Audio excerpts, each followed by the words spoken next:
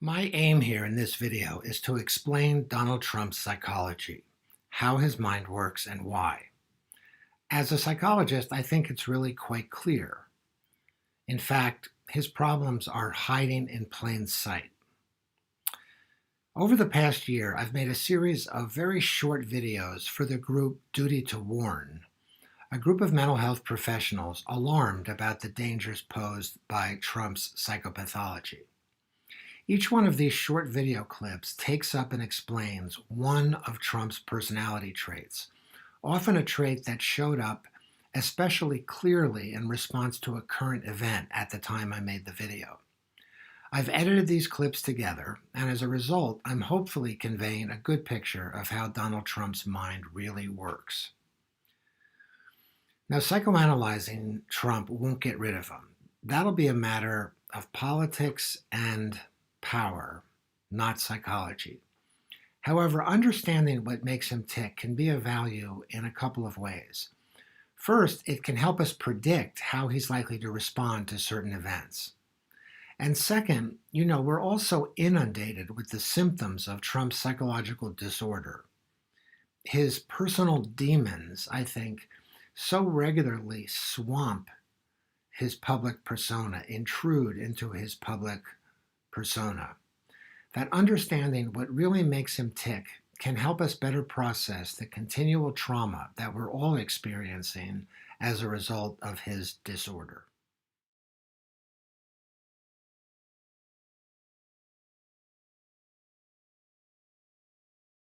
Lots of mental health professionals have come out and diagnosed Donald Trump as disturbed. He's been called a narcissistic personality, a sociopath, or suffering from cognitive decline. But I think it needs to be said that you don't need to be a trained psychiatrist or psychologist to know that Trump's riddled with extreme emotional conflicts that make being a responsible leader impossible.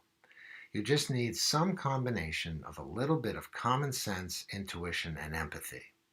The truth, in other words, is hiding in plain sight. I mean, do you need an expert to tell you that if someone's clowning around and laughing all the time in ordinary social life, that person might be hiding feelings of sadness and depression? Or, I don't know, do you need to be Sigmund Freud to know that a bully might be hiding feelings of insecurity or weakness? I don't think so. I think you just need the ordinary emotional intelligence that guides normal social life and, as I said, a little common sense. So when people exaggerate a personality trait, it usually turns out they're trying to avoid feeling the opposite of that trait. That's common sense, not some arcane psychiatric wisdom. So, given the huge amount of information we have about Trump, 30,000 tweets, biographies, a long record of public life, and even leaks from within the West Wing, certain common sense inferences about his mental state are easy to make. Trump never admits he's wrong, he never shows remorse, and he's always exaggerating his virtues and accomplishments. Therefore, I think it's safe to say that Trump can't tolerate any feelings of guilt, shame, or failure. That's at the heart of his personality. He's constantly running from these feelings into extreme displays of their opposite.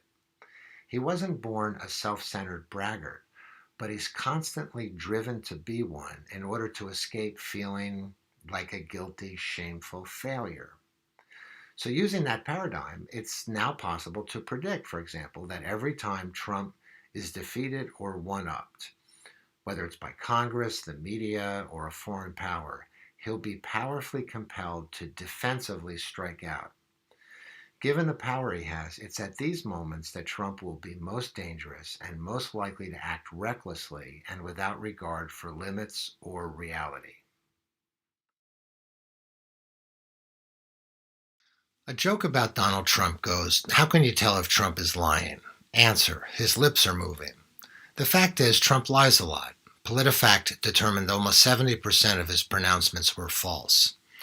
The key to understanding his troubled relationship with the truth is to realize he doesn't simply tell lies. He's a liar by temperament and personality. The reason for this is that because of his severe narcissistic personality, he needs to believe that he lives in a universe in which he's adored and his critics discredited. If facts pose a threat to this version of the universe, they have to be changed or thrown out. For example, he just recently tweeted that immigrants are seeking to illegally enter the U.S. in order to get in on the benefits of the DACA program. The statement's simply false. No new immigrant qualifies for DACA, period. But this invented reality, what we call a lie, helps Trump position himself as our protector and makes his cruel cancellation of DACA seem reasonable. Donald Trump doesn't simply tell lies. He is a liar and driven to be one.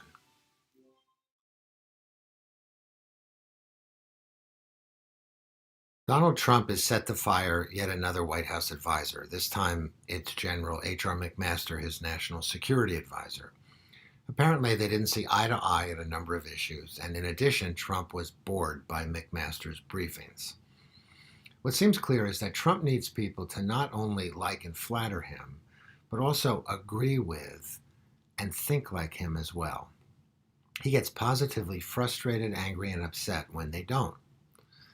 Now, we know in general this is a terrible management style because it stifles creativity in one's subordinates and it deprives a leader of the richest possible variety of ideas. What it also reflects, though, is a dimension of pathological narcissism in which difference itself is experienced as fundamentally threatening. You see, in the course of growing up, all of us have to learn to tolerate and later even appreciate the fact that other people are different from us, that they're separate beings with minds of their own. The capacity to tolerate the inevitable and universal fact that people are separate and different is actually a hallmark of emotional maturity. It's how we come to grips with reality, which, after all, doesn't always mirror what we think and feel and need. Sometimes, though, and as in the case of Trump, this capacity is impaired. For Trump, the fact that other people have separate and uniquely different minds feels as if it were an attack on him, a threat of some kind, a betrayal, or even an abandonment. At one extreme, someone's difference might just make him feel invisible, like he doesn't matter, which is, I think, why he gets bored by McMaster. At the other extreme, though, he likely feels that people with separate and different minds must of necessity be critically judging him, and so he needs to defensively retaliate in some way. In both cases, it involves a distortion of reality. To the extent that other people don't mirror Trump's thoughts and feelings, they're either boring and thus dismissed, or they appear to him as an enemy and thus need to be attacked. The result is that Donald Trump feels safest living in a hall of mirrors. Unfortunately, he also therefore can't face and understand reality, a problem that puts all of us at risk. All leaders, especially political leaders, need to be able to separate their public and private selves. They need to be strategic and subordinate personal impulses, fears, and reactions to a broader purpose. They need to be able to be objective about themselves and others, to step outside themselves, to look at the big picture. Donald Trump can't do this at all. He personalizes everything. His recent schoolyard fight with Justin Trudeau is a case in point. He's incapable of controlling his impulses and subordinating his immediate emotional reactions to a bigger public purpose. The most intimate aspects of his psyche are on continual display. Private struggles swamp his public self. For example, he easily feels shamed by the least little challenge and has to defensively punch back regardless of the consequences. We all have to pay a very public price to watch Trump's private psychodrama.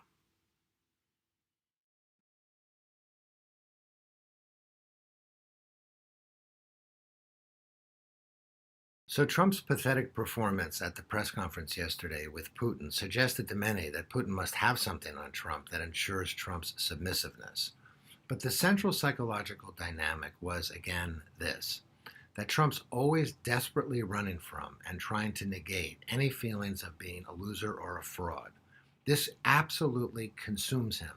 When asked about Russian interference, the answer is no collusion, meaning, hey, don't cast aspersions on my victory. I'm a winner, not a loser. When Putin is asked about Mueller's indictments, Trump jumps in to remind us that he won the Electoral College because he ran a brilliant campaign. All of these non sequiturs have one underlying cause, namely, his need to extinguish any hint that he's a loser or a fraud. I think he's internally haunted by these insinuations, really his own feelings. Thus, understanding this, I think, helps make sense of his reckless and crazy responses.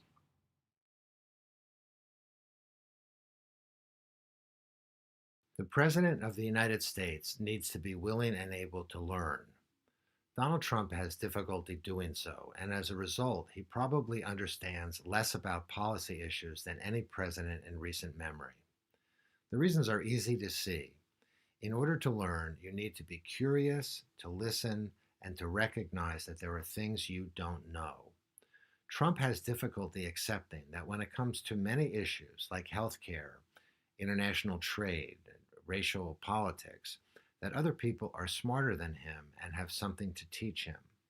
Instead, he gets bored and impatient when someone tries to teach him, as if that person isn't trying to help, but instead is putting him down and making him feel inadequate. Someone cannot learn if he or she feels that being a student is an admission of failure. That's why Donald Trump is and will continue to be the least informed president in our lifetime.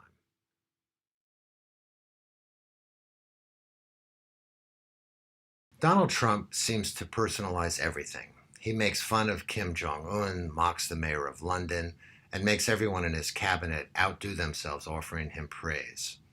He's constantly engaged in immature pissing matches with everyone from Flake and Comey to Mueller and Gold Star parents. And of course, he's obsessed with Hillary Clinton.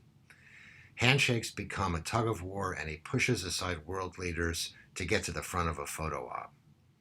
He's been called a narcissist, and the evidence is hiding in plain sight. The question is, why does he make everything a referendum on himself?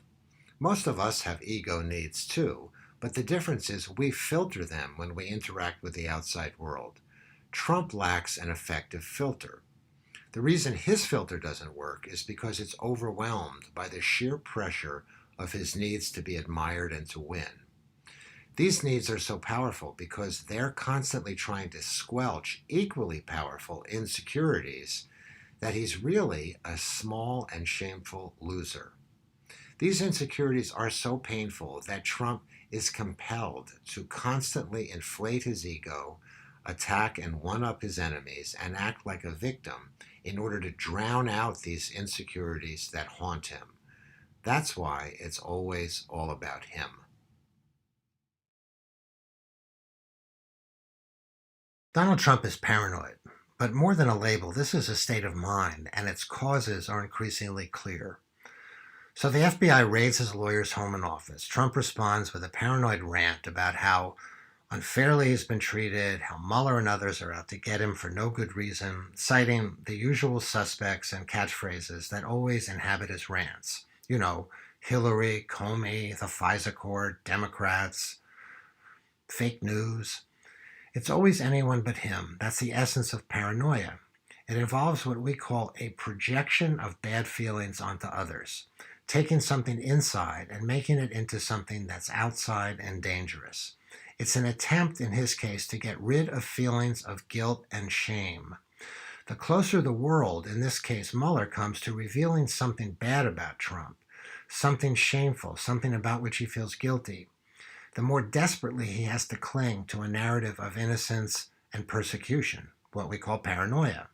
And then whatever he does is merely self-defense.